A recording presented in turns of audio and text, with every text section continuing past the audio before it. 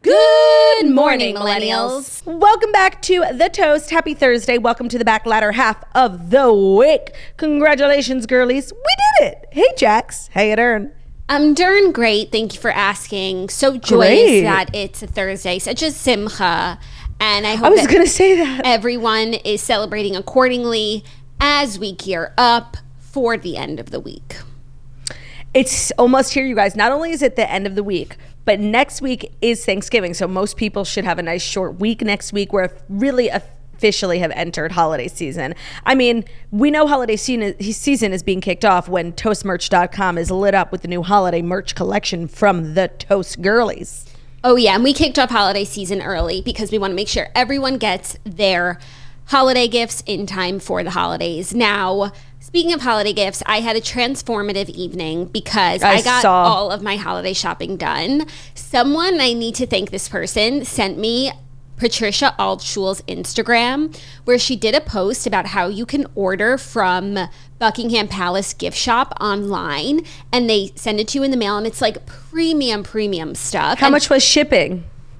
There wasn't like a crazy shipping cost. They ship internationally, DHL. So also, like, if it's good, like, I know a gift shop could be like a little yikes, but if it's good enough for Patricia, it's good enough for your girl. No, I wouldn't assume Buckingham Palace gift shop to be like, you know, a Hudson News gift shop. You never know what kind of quality they're putting into their gift shop. I was on the website for hours last night. Like, they have the most amazing gifts for everyone in your family, but also just things for yourself, things that you need. Like, I got an apron, which I've been feeling like I need. Stunning. I got my 2023 planner that's Buckingham Palace style. Like, it's so queenie. I would have gotten something for you, but I just didn't feel like you would want that. So why? Because you're just really like anti-royal, really. How is that the case? And that's what literally. How's that the case? Don't be revisionist history because you're bitter, because you took it a little too far. I am an enormous fan of the family. I've watched The Crown in 2 days. I'm just trying to reel you in a little bit for the sake of the business, not for any other reason. Sure. Well, they have amazing things for kids. Like, it was the highlight of my day, and I just wanted to share that, pass it along, like things you could never dream of they have. No, it's hard to find unique new gifts. Feels like everyone's getting the same thing. That's why you got to shop our Toast sponsors for your stocking stuffers and shop buckinghampalace.com. Right. And our Toast approved holiday gift guide. We do a holiday gift guide every year on the Patreon. You know, we should do that for November, like this month, because we don't want to wait too long. Yeah. People love our gift guides, and like Amazon gift guide, just like everything that we think would make great gifts. I'm like not a good gift giver. Also, like, there's so many things that like stink about being Jewish during this time of year. Like, you just are so left out. But whenever everyone's like, I got to do my holiday shopping, like, you don't really have holiday shopping. Like, Hanukkah gifts when you're a kid are a thing. You get like a toy. But like as an adult, it's like not really a thing. So when everyone's like running around the mall last minute trying to get, do my Christmas shopping, like we don't have to do that. So that is kind of nice. No, but I'm feeling like this year I just want to get people gifts for the holidays. Who knows when they'll come, when you'll receive them. There's no rhyme or reason. It's just I'm feeling festive and generous. Well, you have my address, so feel free. I'm always thinking of you, and anytime I see a Claudia, actually I did see a gift. No, I shouldn't have got it for you because I've gotten you one before and you didn't even like it. But it was a puzzle? A queen puzzle on the website. I actually probably would have liked that. But I just got to a place in my life where I was talking about like how much I loved puzzles. And then literally I got like 18 puzzles from different people. And I was like, all right, first of all, I don't like puzzles that much. Second of all, I'm very specific when it comes to puzzles. Like, if you're going to give me a landscape, like a green garden and the whole thing is green, like I'm not doing it. I need an easy-ish puzzle. Like, you know what I mean? Mm-hmm. You know what else I got? Like, so fucking cute. They have a lot of kids' pajamas, and they have footed onesie baby pajamas that are Buckingham Palace guards costume. Deceased.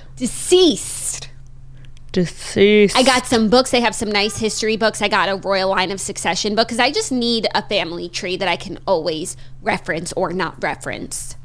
Or, throw it up, put it in a blender. Exactly. Well, it is Thursday. So if I have this like pep in my step today, I would say that's why. Okay, no, it's so good to know. It's important to always reference like why you're in a good or bad mood. You know what I mean? Totally. And they have sweets, biscuits, so much good food stuff. You can get a hamper. I didn't know that's what it's called. And it's like all these food gifts. You can get something to throw your dirty undies in? Well, and then I guess you could use it as a hamper. The Queen's hamper.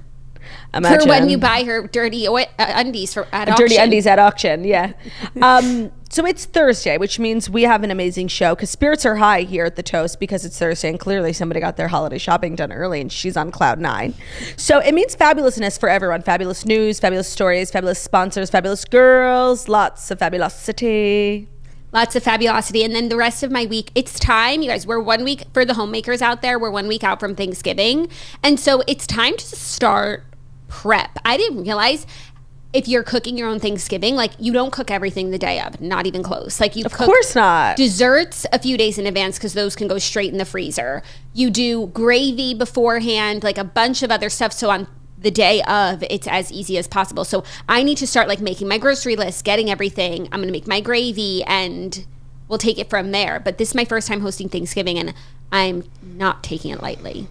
And it's a huge undertaking. I commend you because one thing about me, I'm a permanent guest. I'm not a host. I'm a guest. So for me, the prep really starts about an hour before. Some foundation, some concealer, some contour, and I'm ready to go. Yeah, plus you want to set your table whenever you have an opportunity to because that can be done whenever. That shouldn't be a day of thing because that can sit out for a month. Yeah, just don't let it get dusty. How many people are you having over? Just 4 adults, 3 children, 1 Bryce. But it's that Bryce you gotta impress. Changes everything. Yeah. How is my Bryce? He's good. They also have some gifts for pets at the Buckingham gift shop, of course. That's not surprising. No. By any means, because one thing about the Queen is that she respected the Strice brothers. Oh. Indirectly, but. Big time. Except, did you see that scene in The Crown when the Romanovs were about to be murdered and there was a Cavalier in the mix? Yeah, I did. It was really upsetting. Just one, in all the history that I've read, I never read that the Romanovs had a Cavalier because that's something I would have remembered. So I'm pretty, I just don't want to get too upset. But there were definitely dogs at Ipatiev House, that's for sure. Well, The Crown is fictional, so. But it's not. But therein lies the proof. We're in this in between. And that's the problem. We don't know what's true and what's false. No, that's kind of like Danielle Staub. I feel like The Crown is really in their Danielle Staub era. There is no in-between with them. No, they're only in between. They're the anti-Danielle Staub. Precisely what I said. Not at all. It's exactly what I said. I know that's one of your other favorite things to say. It is, because sometimes the only thing that can really wrap up, whether we're having a debate or we're talking, sometimes the only way to perfectly wrap up a conversation is looking at it through the lens of Danielle Staub's season 1 tagline. You either love me or hate me. There is no in between with me. It was a chapter title in one of my books. I feel as though it is one of, if not the most important quote of our lifetime. More important than the law is reason free from passion. It's up there. If I had to have a list of maybe 5 or 10, those 2 would definitely both be on there. Okay. Another one would be, you either die the hero or live long enough to become the villain. Ooh, that's good. That's a very, a bone-chilling quote. Yeah. Sometimes, and I guess this is where Instagram quote culture comes into play, because sometimes a quote can really shift perspectives. Yeah. Yeah. That's beautiful. Speaking of Danielle Staub, we've got some big Real Housewives news today, some drama in the New York reboot, which we're going to discuss and get into. And we have some other stories. I know you threw a royal story in there. It's okay. I did? Oh, you know what? It actually didn't make the cut. Maybe tomorrow. Oh, maybe tomorrow. Okay. Or we can talk about it now. No, I need the facts and the names and everything. Maybe tomorrow. Maybe I'll take another look while you're reading an ad. So No.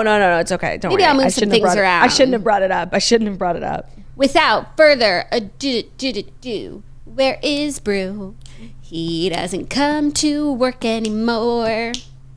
Do. Neither does Stu. He's like, Mom, get off my back. Do. Bruce says the same. He says, do your own damn work. Do. Sounds like Thu. He says, get the fuck out of my house. They say, do, where's my food? Go work and put some food on the table. Do, Bryce and Strice, they hate their mom and auntie. Damn. Those Strice brethren, they can turn on a dime. So true, bro. So true. Now, without further ado, here are the fast 5 stories that you, yes, you, need to know. And today's episode is brought to you by the iconic, the award-winning, sparkling cocktail, Spritz Society. If you haven't already heard, and you definitely should have heard, Spritz Society was named the best canned cocktail by USA Today. If that isn't a reason to try these sparkling cocktails for the first time, then we don't know what is. Spritz Society takes all natural, recognizable ingredients, packs them into a convenient sparkling canned cocktail that you can take anywhere. They're low-calorie, low-sugar drinks with 6% ABV and 5 iconic flavors to choose from: grapefruit, blood orange, peach, pineapple, and lemon. There's a little something to fit every vibe. So it's like I could share with you my favorite flavors. They're peach and grapefruit, but Spritz Society is so personal. Like everyone has a different favorite. So, like there is a lemon cult. There's a big pineapple community. I'm a grapefruit and peach girly, but honestly, like the longer I get into the night, I'll really take anyone.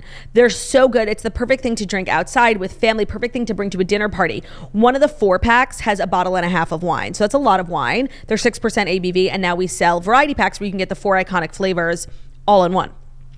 If you don't know what to try first, get the Spritz Variety 8-pack. It features all 4 of the original flavors, and then you can add peach to your cart and complete the whole set. Of course, we always have a code for Spritz Society here at The Toast because we are founders of the brand. Use code TOAST, T-O-A-S-T, for 10% off at spritzsociety.com. That's TOAST for 10% off at spritzsociety.com, S-P-R-I-T-Z, society.com. Great, thank you so much.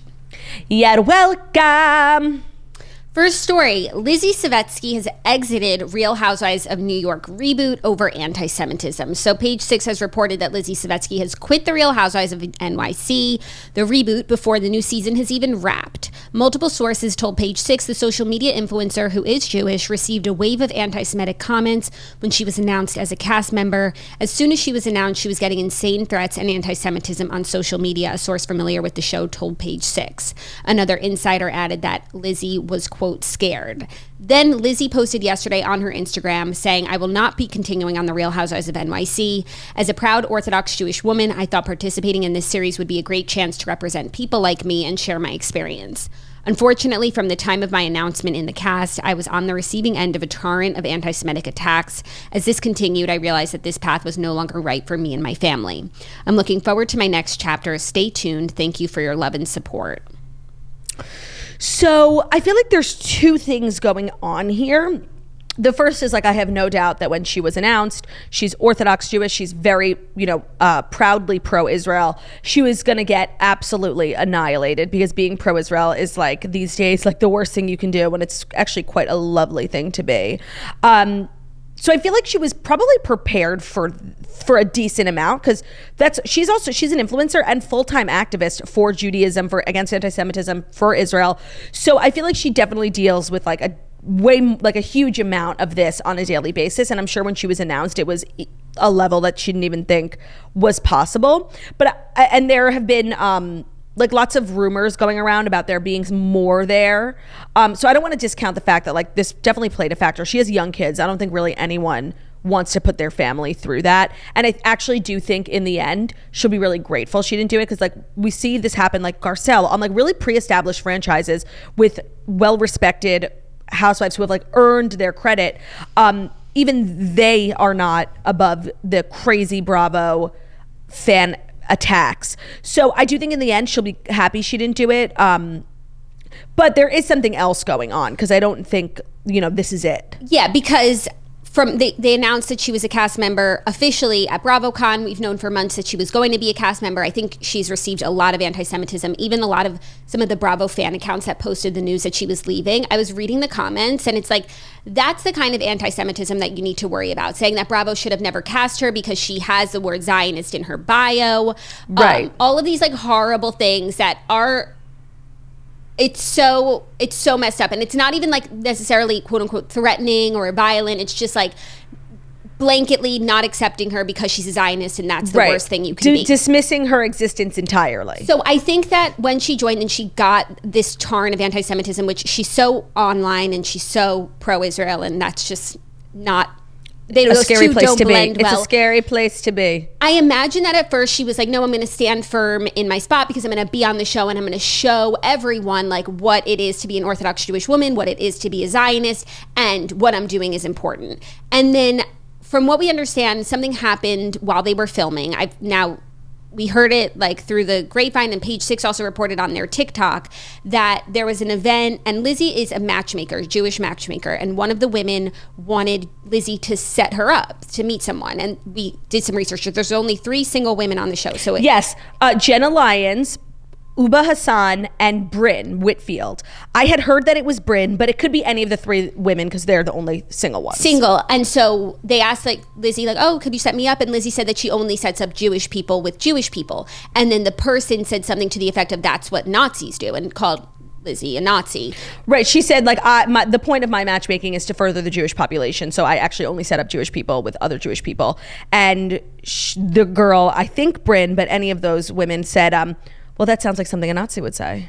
Right. That's what the Nazis did. That's what she said. And which is really like not an okay thing to say. And what's so weird to me is like, because this is so under wraps, is like Lizzy's getting dragged right now on social media by like the Bravo fandom, when in reality, like, she was literally called a Nazi. And I just want to say, like, I guess to some people that saying like I would only set up Jewish people with Jewish people is like a crazy thing or offensive, but let me tell you, I know a million girls from high school, people I'm still friends with, who run these like matchmaking groups. The whole point is to marry off like young Jewish men with young Jewish women. It's a very common thing. Like, we're just now getting back to pre-Holocaust numbers, like furthering the Jewish population and ensuring the existence of the Jewish people for generations to come is a very common thing. It's a very okay thing. There's literally nothing wrong with it. I feel like we've said, multiple times on the show, like personally, like when I was dating, like I would only consider Jewish candidates, and that's a personal preference, and that's a preference of a lot of people. I think it's a preference of a lot of people in different religions. It's not an exclusively Jewish thing. It's great to do others. I empower everyone to do whatever they want, but dating, you have preferences, and everyone has their own preferences, and that's okay. No, and Jews are not the only minority community who want to stick together, and like there's a number of reasons why I think for Lizzy, like her mission of being a Jewish matchmaker is, the Jewish population was depleted after the Holocaust, and as you said, like we're just getting back to those numbers, and that's an important mission of hers. Also, like a lot of Jewish people want to be with other Jewish people because you have a lot in common. You have similar values, interests, taste in food, even. Like it's just, and a lot of minority communities are in the same the same way, totally. So it's not like a crazy thing. No, and by the way, that's and it's not to say something that makes you a Nazi. And the Nazis weren't like Nazis because they wouldn't marry outside of the Nazis. Were Nazis because they were like murderous, genocidal monsters. Yeah. So I think like Lizzy just wanting like her Jewish brothers and sisters to marry each other, really, that's a stretch. No, and I know like people on the internet like are constantly jumping to conclusions. So it's important to also note, like, just because you want to marry someone from your own faith or you want to set up other people from your own faith doesn't mean you like hate interfaith or interracial marriages. That's literally not what we're saying. Like, I think that shit is fabulous. I think you should marry whoever the fuck you want. I love that for you. But personally, like when I was dating, I was only looking at a certain pool of people. So just keep in mind, like, just because you say one thing, that doesn't mean like you hate the other, just because the internet is like so fucking crazy sometimes. Yeah. Two things can be true. Yeah, you can love all marriages. Right. But if you want to be a matchmaker, you have your particular area of focus. Like Patty Stanger. Does she hate poor people? Because she's the millionaire matchmaker? Actually, I do think Patty Stanger hated poor people. So I just think this is like a really interesting thing going on, because like Lizzy is being dragged by the fandom for being like Jewish and Zionist and all these things. And it's like, where is the person who called the Jewish girl a Nazi? Like, where's the dragging for her? Again, we don't know who confirmed it is. I feel like most people don't know the story of what happened, and they're just seeing that Lizzy left because of anti-Semitism, which is not really It's not the whole story. And therefore it's like kind of weird because she was experiencing anti-Semitism the whole time. So why now? Why would you leave now? And so I think people don't have the information, but they're just going off of like, well, good, she should have never been on. Her views are crazy. She's a Zionist. And it's like, and then it goes back to like, Bravo needs to start vetting their candidates better. And it's like, just because a housewife doesn't agree with everything you think doesn't mean that they shouldn't be a housewife. Vetting their candidates, like she's some kind of criminal. Yeah. No, I saw, like, read the comments on those Bravo Instagram No, I can't. pages. It's too upsetting. It's really too upsetting. Like, being a Zionist and supporting Israel, the Jewish homeland, is literally the most normal thing ever. It's totally okay. If you don't agree with it, okay, sure, whatever. We are all complex human beings. But, like, fuck off. Stop making it out to be this thing where it's like you'd be thrown in jail. It's like, it's not a cancelable No, and, like, someone offense. should be, like, written off, canceled. It's a controversial, unsavory view. It's none of those things. It's not. It's not. And I refuse to accept that narrative. I really do. Yeah. So I can't read that shit. It really upsets me. Like, I just can't believe that literally one tiny slice of land for the Jews. Literally, we were murdered. We didn't have anywhere to go. Claudia. We need our biblical homeland. I can't. People are dumb, ugly, stupid, and annoying, and I hate you all. Claudia, they can't have that one tiny slice of land. They just can't. It's too much. It's too much. It's too much land. It's just one country for the Jews. You know how many Christian countries there are? The size of New Jersey, for reference. It's too much. New Jersey, they can't have it. Well, I have reached out to Lizzy, offering her a platform here on the show. I would love to hear what she has to say. I have met her at like Jewish events. She's like very involved in the community, and she's a great spokesperson for the Jewish people. And I was really looking forward to seeing her on the show. Also, I thought it was really cool that production was like they really wanted her on the show. She's much more religious than we are, so that means like there's a lot more restrictions for her for Shabbat. She can't travel. She can't use electronics. All the holidays, like we're less religious than that. So I loved that production was going to make all these, things work for her logistically. I thought it was really cool. Like, New York is the biggest, most dense population of Jews in America. I thought it was great that we had a girly on there. And I just think this reboot is not off to a great start. No, and I have a few questions now because it's like, I don't know how much footage they have. Are they going to take Lizzy out of everything? I don't know. Are they going to show what happened and then how Lizzy walked away? Also, the Page Six thing said that this comment from the cast member happened, and then I think production's response to it is what was the final nail for Lizzy and left. Like, oh, like they didn't have her back. Yeah, something to that effect. Like, it wasn't just because someone said something. It was the way it was handled. Okay, well, that makes sense too, because it's a crazy ass thing to say. Yeah, also, like, lest we not forget, Lizzy was supposed to be on Real Housewives of Dallas, and then they never got there last season. Then she was moving to New York, and they put her on Legacy. She was the first cast member that was rumored to be announced, and I can't believe that she's not doing it. No, because it seems like they like really wanted her in the franchise in one way or the other. It seems like she's was down, like extremely down to be on reality TV, to put herself out there. So like, how bad were things that she's not doing it? And she's not even waiting till the end of the season to see how things go. Like, goodbye. Yeah. No, that's so true. And I am really curious if this is going to be like completely written out or it's now like a big storyline. I think it'll be in the show. I'd love to see what this comment was that clearly set her off. Yeah. And maybe it was like following a bunch of other stuff that she experienced on the show, and like you never know what's going to be the thing that's like, okay, yeah. You never know what's the thing that's going to set you off. Exactly. You know what? Taylor has a really good quote in one of her songs. I think it's "Dear Reader," which is like a little cringy, but bend when you can, snap when you have to.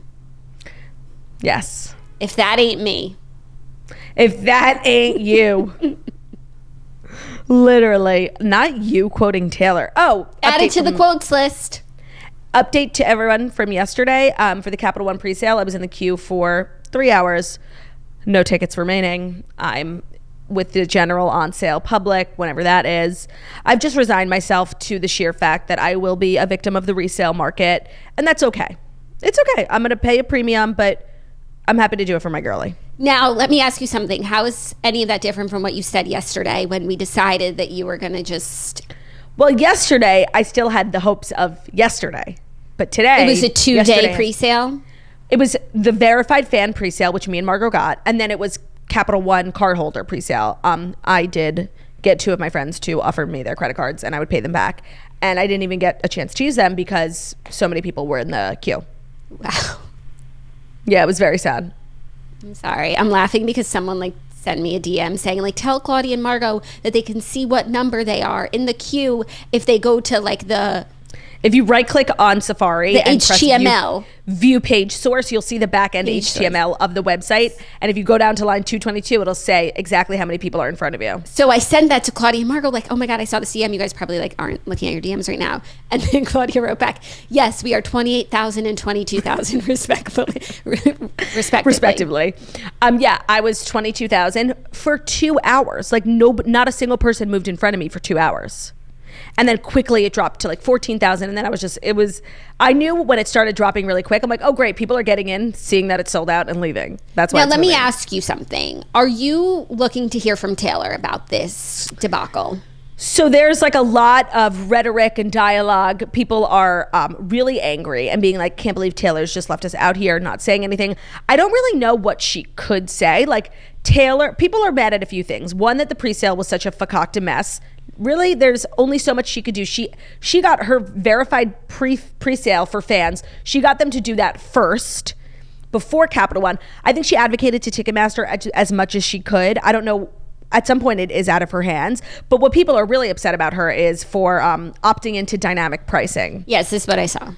So what that means is like Ticketmaster has an option when you're an artist to have dynamic pricing or not dynamic pricing. And what dynamic pricing means is like if a lot of people are buying tickets all at once, supply and demand, the cost will go up because there's so much demand. Or you can opt in to have the tickets stay the same price the whole time, no matter what. First come, first serve. Everyone gets the same pricing. Taylor, our capitalist queen, she opted in for dynamic pricing. And, you could be mad all you want, but like you would do it too for a check. So sorry, Taylor Swift is human. Alert the press. Yeah, but I think it was worth mentioning that Luke Combs has non-dynamic pricing. No, of course, because Luke Combs is the everybody man, Yeah. I know. But, and also a lot of people were saying, a compare. lot of people were also comparing to the Olivia Rodrigo Sour Tour. She had similar, rates of people showing up and not getting tickets. Again, she was playing tiny venues. But her team, there were so many bots who then bought tickets and put it on resale markets. Her team bought back from the bots, from the ticket resale websites, bought them back and relisted them for the normal price on Ticketmaster. So the bots got their money? Yes, but then the fans got their tickets for a normal price. Nice, but I don't like the bots getting their body I just don't way. think it should be this hard. Why can't a bunch of celebrities who have been Luke Combs and Taylor, they need to get together, they have enough money between the two of them, and start a competitor to Ticketmaster that prioritizes fans, that works really well with artists. And between Taylor and Luke Combs, they have so many friends in the industry, they could get a major amount of artists to leave Ticketmaster. But the problem is that, and this is what everyone's talking about, is that Ticketmaster is a monopoly because Ticketmaster owns Live Nation, and Live Nation is the biggest promoter of concerts. So if you're going to be out here doing concerts, there's Live Nation, AEG, and Outback, but Live Nation and AEG are two of the biggest ones. You want one of those to be your promoter. You can't really go on tour without them. They do all the work for you. So if you want Live Nation, which is the best promoter in the country, to promote your concert, you then also have to work with Ticketmaster. So that's why a lot of people are, complaining that merger should have never happened, because it is a monopoly. Yes, but even if Taylor and Luke made their own ticket platform and prioritized fans, how could they actually make sure that fans got the tickets? It sounds like she's trying to prioritize her fans through Ticketmaster. Yeah. How do you, what could they do differently, really? Well, I think a lot of people were upset that Taylor was allowing 6 tickets to be bought at a time, because that's what bots do. They buy 6 and sell 2 sets of 3. No, 3 sets of 2, excuse me. That was one thing. 2, also, for this verified pre-fan sale, whatever, you got a code. And then when it was time, you would click the link and you would wait on the queue for hours and then put in your code. So there was thousands and thousands of people who were waiting in the queue who didn't even have a code, morons. So why not put the code in order to get in line for the queue, Yeah. So just logistical things, especially Capital One yesterday. You just basically had to check out with a Capital One credit card, and if you didn't have a Capital One credit card, your purchase would be declined. But it's so how come we all could get in line, even if you didn't have a Capital One credit card, and like slow down the process and crash the website. Moronic. So there were like logistically things that could have been done better. At the end of the day, there isn't a million things that like Taylor could have done to prioritize fans. Like, this is how ticketing works. And I think the people complaining and crying on social media that they have survivor's guilt, the ones who got tickets, people really are not okay. They're not saying that seriously, are they? They are. They are saying it dead seriously. I saw a TikTok, and I actually made a response video. They have survivor's video. guilt because they got tickets and they feel guilty for those that are out in the cold. I made a response video and immediately deleted it because I knew people were going to call me out being like, it's easy for you to say, like, you can afford StubHub. And they're not wrong. So, like, I'm not the injured party here. I think the injured party are people who really, really want to see Taylor and couldn't get face value tickets. So I sympathize. I think that people who won't get to go to a concert that they wanted to go to, I would categorize them as injured too. No, so it was this girl like laying in her bed. She had like text all over the screen and there was just like music playing in the background. She's like, I'm feeling so confused. I know millions of people are hurting right now. It was so serious. And like, I just had to hop on there and be like, Kim, there's people that are dying. Like, there are wars going on. There are people with terminal illnesses. Like, you need to calm down. It's a motherfucking concert, bitch. And it's important to remember, this isn't the end. Like, resale tickets, yes, are more expensive, but like day of tickets, like there are all these apps you can get like $20 seats. Like, there's a million ways to go to a concert if you want to go, especially when at a stadium that seats 80,000 people. Calm the fuck down, bitch. That's so crazy. You need to calm down. And I think Taylor, like, saying something would kind of validate people being nuts. So I kind of am here for her silence. Okay. I don't have a thought on it. There's a lot of toxicity and entitlement in the Swift fandom, I believe. And I think like Taylor making a statement would then like embolden enable that entitlement. Okay. Unless she was just like, stay patient. We're doing our best. Thanks for the support. She doesn't have to like apologize or anything, but just be like, shit's crazy. Thanks for showing up. Yeah, no, you know what? She should make a statement that says, yes, I am that bitch, like breaking websites, breaking credit card companies. And that's what you get when you're the biggest star in the world. Like, I never heard Coldplay have this problem, you know? Totally. Okay, let's move on. Not to bring Coldplay into this. Not to drag Coldplay. Let's move on to our next story, which is Pete Davidson and Em Rata have their first pics together and they're getting cozy. So Pete and Emily are already looking like a picture-perfect couple in matching outfits. Just days after sources reveal the two are dating. In photos obtained by Page Six, the pair matched in black puffer jackets and white t-shirts and gray sweatpants while meeting to celebrate Pete's 29th birthday. They were first spotted together a few days ago. Pete arrived at Emily's apartment in the West Village. She was walking out to meet his car, but there was too many paparazzi, so she turned around. But last night, she walked into a building and cameras caught them embracing. It was a hug. Forlorn building. Yeah. I'm like, these are two of the biggest stars. Like, what is this dump? Yeah, biggest stars, and they're just like wearing sweatpants, and it could just be like anyone in the world. And it looks like, you know, like a post-grad walk-up apartment that has roaches, you know? Yeah, and that's his birthday celebration, ? That's Pete, the man of the people.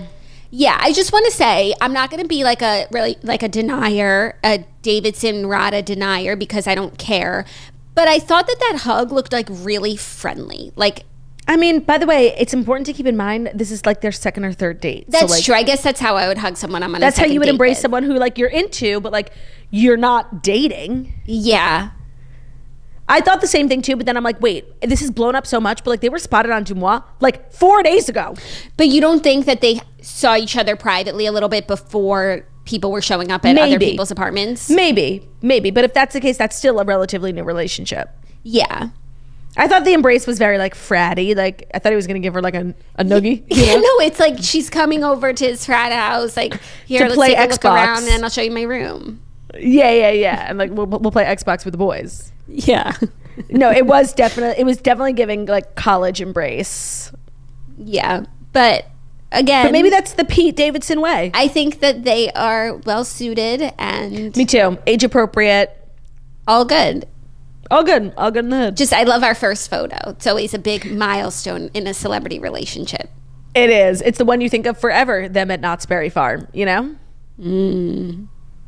Are you ready for our next story, which is a little more romance news? Yes, but literally ever since you brought up Dear Reader, like in my head, I'm like, Dear Reader, call it apart. I thought you should know it. I kind of like hate that song. I kind of don't like the melody, but I think it might be one of the best written songs on the album. Like, it's extremely profound. Yeah, I mean, that one line. Let's look at the lyrics. Yeah. Dear reader, lyrics. Dear reader, lyrics. Dear reader, if it feels like a trap, Lyrics. You're already in one. Oof. True that? Dear reader, get out your map. Pick somewhere and just run. Okay.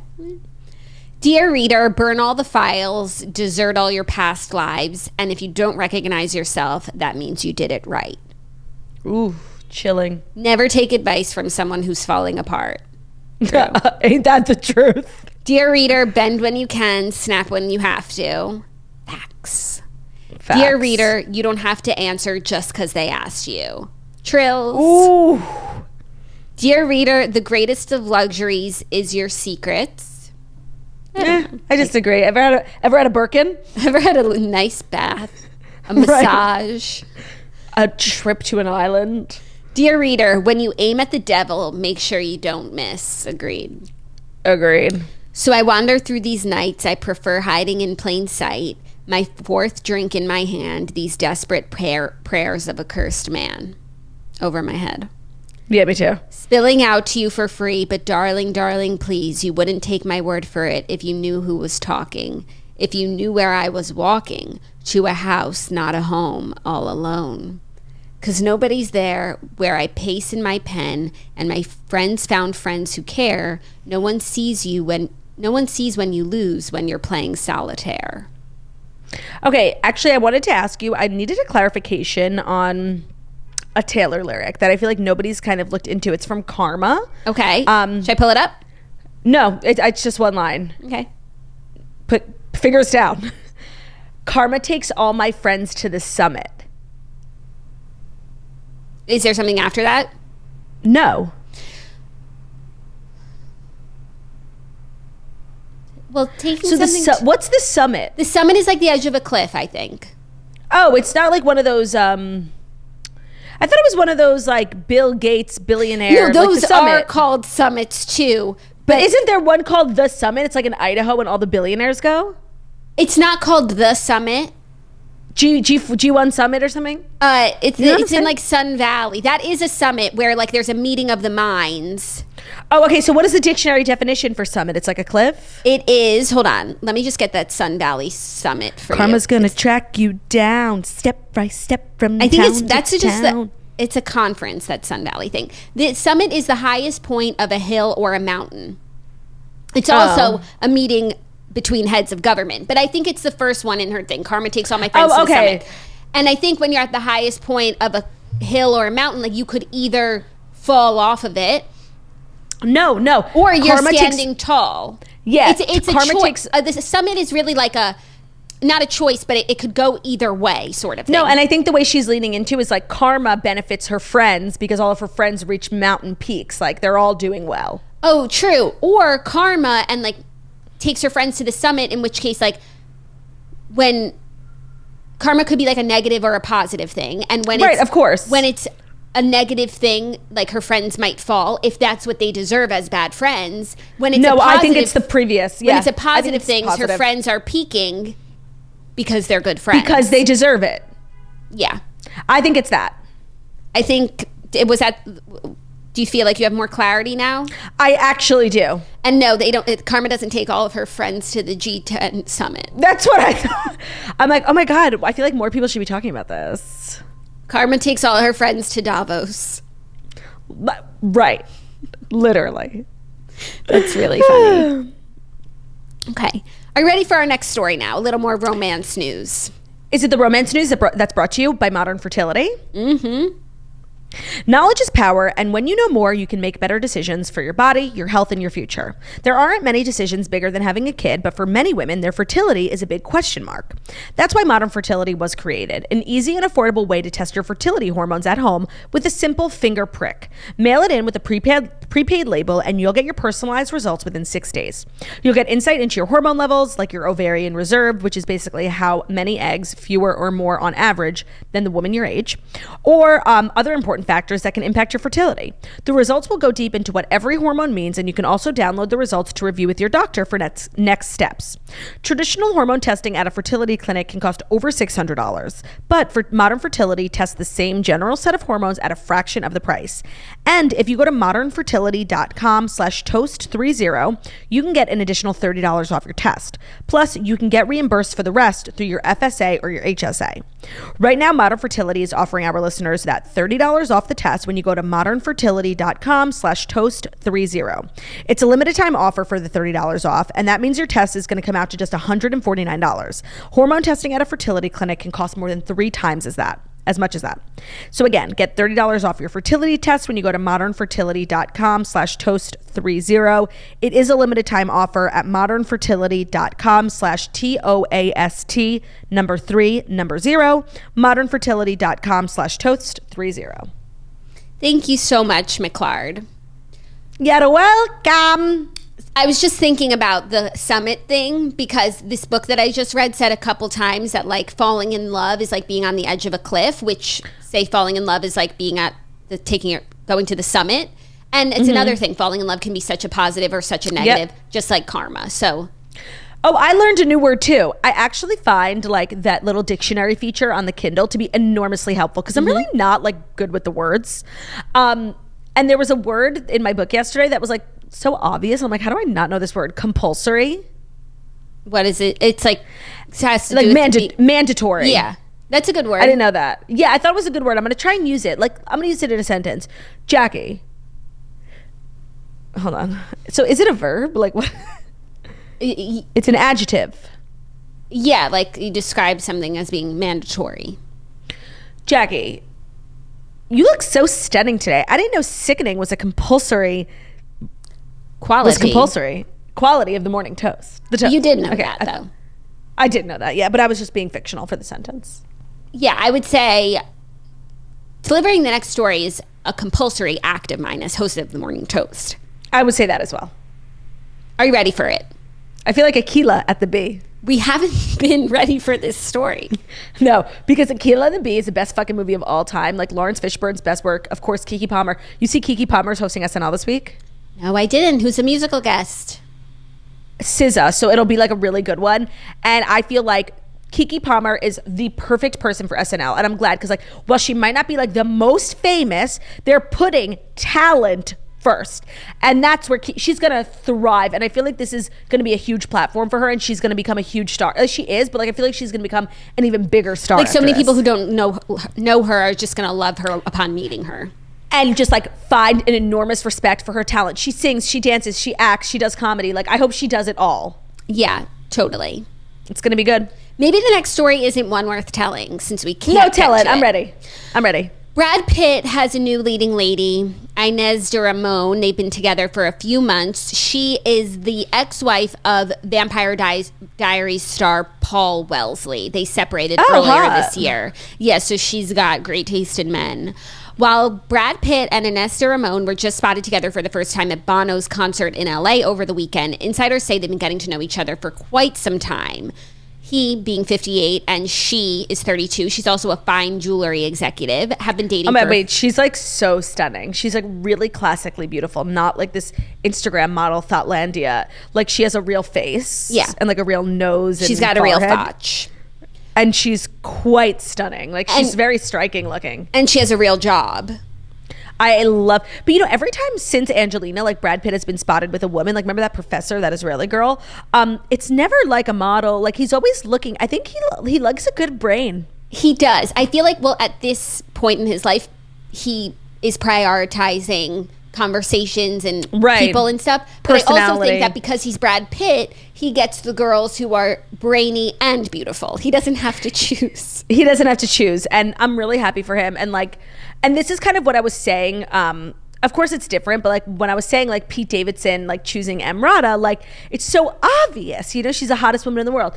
And for me, like Brad Pitt, like choosing this rando, beautiful, like classically stunning, accomplished businesswoman, like different, like not celebrity, not model, like that's an inspired choice for me. I just want to say, like this week when I was saying like this feels uninspired, about Pete Davidson, this is an example of an inspired choice. And this is not pitting women. They're all great women. I'm just saying. Yeah, but I feel like that's what Brad's been looking for. I feel like we could have said that even when he was single. Like, he's not...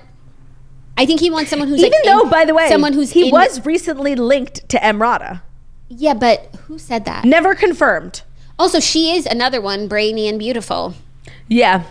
But I think he's always been looking for someone who's industry adjacent, has their own thing going on, like someone who can teach him a thing or two. Do you think Paul Wesley from Vampire Diaries like woke up today and he's like, oh my God, what the fuck? My ex-wife is with Brad Pitt? Yes, but if they're separated and divorcing, they probably hate each other, and he's like, this is going to add fuel to the fire. Good luck to you, Brad. No, yeah, totally. But like, he's an actor. I'm sure like every male actor like looks up to Brad Pitt, and then it's like your ex-wife is like hanging out. Yeah. That's like when celebrities date lay people. At least Paul Wesley is like, you know, he'll be fine. But when celebrities date lay people, and it's like the lay person's former ex who's a fellow lay person is now dating Lady Gaga. Right. That's a lot. That's like inherently the problem with The Bachelor, is that like they all become, it's lay people becoming unlay people, but their former lay partners are still lay. And they want a piece of the action. Yeah, of course. Yeah. Anyways, happy for him, Brad Pitt and Ines. No, I like that too. Like, she's honestly like, she has a new fan. Like, I think she's very beautiful, and like I like her. Yeah, we should check out her jewelry. Yeah, what's it called? No, she's an executive, so it's not her company. No, but like she obviously like works for the company because she feels passionate about it. And that it's good jewelry. I feel like she's probably like an exec at like Tiffany or something, if I had to guess. Oh no, I feel like it's hold on, let me an indie brand. Yeah, you know, like Missouri. She works.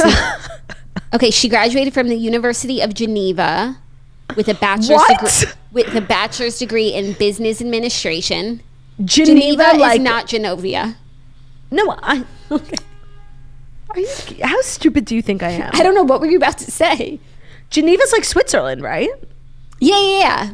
So she's like a really like hoity-toity. Like, oh wow, it gets hoitier. According to her LinkedIn, she previously held roles in the jewelry department at Christie's and at a luxury Swiss jeweler, De Grossagano. She now works as the head of wholesale for an LA-based brand, Anita Co. Jewelry. Yeah, that sounds like what I would think, aside from the Christie's piece. So she's fancy and smart and pretty. Let me tell you, those women who work for Christie's, watch out. I never saw a more fabulous bunch. One of my friends, she works at Christie's, and I swear to God, she's actually not like other girls. She's fabulous. Which friend? Caitlin, do you know her? No. I think you do. I met her through Margot, not Oshry. Okay, cool. She's really like, she's something else. And so I think I don't know what they're giving in the lunchroom at Christie's, but it's fabulosity on a platter. The thing is, I think this is like a nature versus nurture thing, and I don't think it's what they're serving at Christie's. I think it's who they're letting through the door. I think Christie's does the vetting and finds those girls. And then I think Brad Pitt goes to Christie's to look for something, to shop for some art and some art. And some art. I gotta get a job at Christie's. You think they would let me in the door? That would be the true test. Yeah, like seriously, I could do it. I mean, I talk so fast. Oh, I got a piece of art ready for 500, 750. Oh, I got 750. Oh, anyone got 1,000. I got 1,200. 20,000 sold. I think there's a difference between being an auctioneer and working at Christie's, but oh, you're right, because it's very like this. 20,000. Those like are the very clients. Civilized. No, I think it's civilized.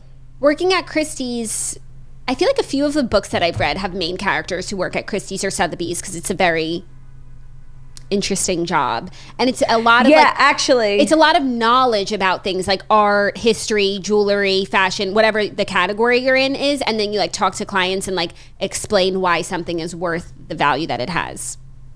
Yeah, no, you're right. I actually also read a book about a girl who was like dying to work at Christie's, and she like conned her way into becoming friends with one of the Christie's girls, and she like had the knowledge. She was really smart, but she was just like a con woman. It was a good book. Yeah, I could see a con woman thriving at Christie's. Anna Delvey is perfection. Yeah. Okay, ready for our next story? Your fave, Brendan Fraser, will be skipping the Golden Globes after accusing... Because he scrupled. Because he scrupled and he had accused Philip Berk of sexual assault a few years ago. He said in his GQ cover story that he will not participate in the award show after the former Hollywood Foreign Press Association president, Philip Berk, sexually assaulted him. He said, quote, "I have more history with the HFPA than I have respect for the HFPA. Ooh. It's because of the history that I have with them, and my mother didn't raise a hypocrite. You can call me a lot of things, but not that." He had previously claimed in 2018 that Philip Berk sexually assaulted him during a luncheon at the Beverly Hills Hotel in 2003 and caused him to be blacklisted from Hollywood. Now, even though Philip Berk is no longer at the HFPA, so you would think, like, okay, maybe Brendan can come in. There was no accountability. There was no accountability. They had even done an investigation when Brendan said what he said, and they said, quote, "Although it was concluded that Mr. Berk inappropriately touched Mr. Fraser, the evidence supports that it was intended to be taken as a joke and not as a sexual advance." I don't think it's a joke to put your finger up someone's butt. Like, you're kidding, right? No. That's I think, like, why the beef runs so deep. It's not it's not about Philip. It's also about the institution. The HFPA handled it and belittled what he experienced and still hasn't changed course. Or even acknowledged. Like, that's really painful. And I want to say, like, I think the world of Brendan Fraser and this article. Like, I actually could get emotional. Like, I think, you know, Hollywood is like so, like, just full of people who'll do anything to get ahead. And the fact that, like, he's had his comeback and he still won't, he's not gonna, like, push his values or his trauma. Like, he is gonna dig his heels in, like, at the top of his game. He's still gonna be talking about the injustice because it still hasn't been course corrected. And I just love this man. Like, I have so much respect for him, and I'm so honored, like, to be a part of his comeback. I really am. So are you gonna abstain from the Golden Globes in solidarity with Brendan? I mean, I wasn't planning on watching because, like, genuinely, and I mean this, like, in a genuine way, like, who the fuck cares? And also Brendan Fraser's not attending, not interested. I guess I'll just have to see where I am that evening, but I don't know. I don't think I need to. But would you take a stand with Brendan? Sure. How about this? I'm taking a stand with Brendan Fraser, and I encourage you all to do so. Let's boycott the Golden Globes. And I thought they were kicked off television for, like, not having enough money. And not having enough interest. They're back. Okay. But also, it's like, okay, so even if it's Sunday night and you are looking for something to watch, you have to intentionally not watch the Globes to stand with Brendan. Yeah, I'll read a book. I'll get a snack. I'll make a cake. There's a million things. I'm a very interesting person. Make a chili. Sure. Yum. I stand with Brendan Fraser. I'm assuming he's not going to win because he's out here dragging them to filth, which we love. But I'm still holding out for an Oscar for Brendan. Yeah, who cares about the Globes? It's not even irrelevant. Part of the EGOT. It's so true. Golden Globes are like nobody's. Irrelevant uglies. Yeah. Are you ready for our fifth and final story, which is a new trend amongst mamas and babies? What is it? Is it upsetting? No. Well, I mean, maybe. It's really, really funny. The Wall Street Journal just reported on it, but it's been, like, on Instagram and TikTok for a while, and there's one account that really harnesses all of the sad beige content. The Wall Street Journal says sad beige has taken over baby gear, clothing, and decor.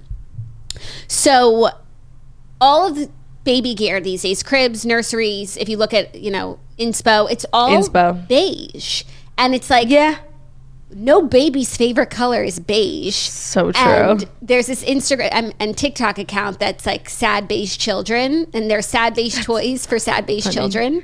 Toys? Oh, that's terrible. Kids need color. They're all going to end up colorblind if they're not exposed to many colors early on. Yeah, but like you see these pictures of nurseries and they really look so gorgeous and so peaceful. Right, but they're all beige and neutral. And it's like kids like colors, primary colors. I know they're not like aesthetically pleasing, but... No, but like the wackier the nursery, the happier the baby. The more stimulated. I think I was reading a bunch of quotes from people who think that like... you know, if your baby's in like a calm beige environment, that they might just be right. calm and Peace. beige and listen to Mozart happily. Right, but no, right. babies like are babies, as they've always been throughout time. And now And it's they really require like stimulation. it's really Stimulus. like beige is everywhere. Market research shows that beige is picking up. Baby Gap has a designated beige section. A new line from Walmart, Easy Peasy, includes a lot of beige too. According to Etsy, searches for beige kid clothes jumped 67% in the past 12 months compared with the previous period. All right, well, let's test your beige meter. Like, how beige is Harry's room? It's like not. So I want to talk about my experience with beige and baby. Someone, a TikToker said, it seems to be marketing this fantasy that if I buy neutrals, my children will also be neutral, calm, and Right. quiet. But a pediatric psychologist said it's important to expose kids to learning colors and to help them with their visual perception. Having variety Right. is important for brain development. So I think this is so interesting because so many of the like aesthetic nurseries that I see like really have so much beige, and I actually buy a decent amount of beige for Harry. I feel like it's the neutral that I go to. In the same way, when I'm looking for myself, I would buy like black Right. or pink. Like for Harry, I'm like, I want beige paper and beige chandelier, Yeah. beige rocking chair, beige curtains. And now I'm like, oh my God, it's a scheme. And I'm just like another millennial mom who's falling into No, the trap. you're not, because you're not letting it like infiltrate. Harry spends like his whole day in that playpen in the living room. Oh, and that it's is full literally of like Fisher full. Price toys. Right. Also, the thing is, yes, I try to bring more beige into our world, but I'm like an inherently colorful person. And even though I'm trying to create like a neutral vibe in my house, like everything winds up colorful. So his nursery is actually not, I actually can't think of a single beige item that's in there, try as I may. You know? Yeah, no, like the big main pieces, like the rocking chair, the rug, the changing table, and the crib are like white, beige, like normal. But you got a big blue wallpaper, you got toys everywhere. It's beautiful. It's beautiful, perfect. but now I'm going to be aware of the fact that I was like subliminally being a follower of this like sad beige toys for sad beige children trend. No, that's actually so true. Like now that I think about it, everyone I see on Instagram has like crazy ass like, but you know, I went to Brian's nursery and his is like, it's like jungle Lively. themed. It's actually, now that I think about it, it's a perfect combination of like being really pretty and aesthetic, but like hella colorful because it's jungle themed. So like there's like safari wallpaper, like animals everywhere, a chalkboard, and I did do quite a colorful drawing. So it's perfect. Yeah. So I would just say like this was a wake up call for me. Thankfully I hadn't fallen so deep into the sad beige trend, but I would have if no one like called out that I'm just being like marketed to as a millennial Right. mom who's like just looking for a calm environment for myself. But that's not like what baby needs. No, and what baby needs greater than what you need. Yeah, especially in their room. Like go make your own sad Right. beige room. Right.